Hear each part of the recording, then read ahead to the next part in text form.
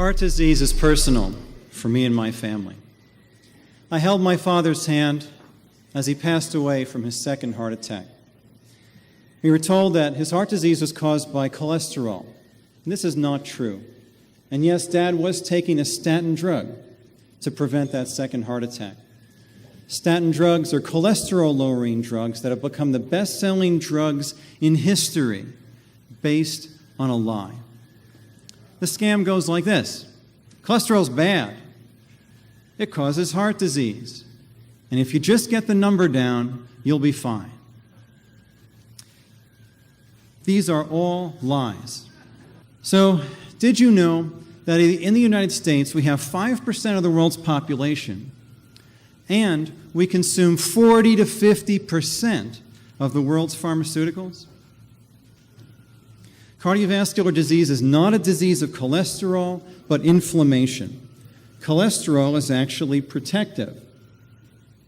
It contributes to long life and resistance to infections and cancer. Blaming cholesterol for heart disease is like blaming the firefighter for the fire. You need cholesterol for your brain and nerves to function, to make adrenal and sex hormones, and vitamin D.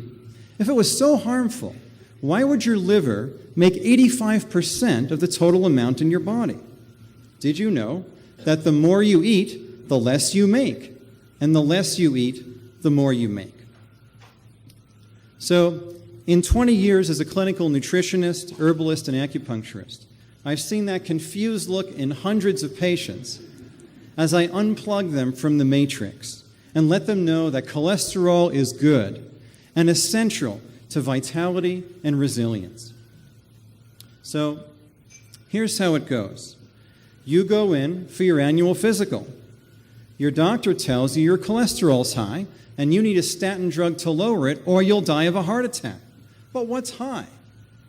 For instance, in 1984, what was the maximum normal cholesterol? Well, 330. That's right, 330, because cholesterol levels naturally rise with age.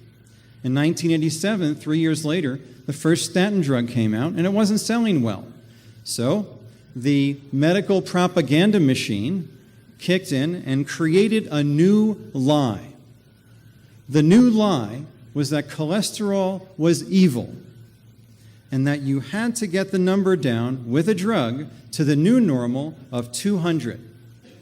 200 is not based on science or evidence, but brilliant marketing. Cholesterol is one of the greatest scams in history.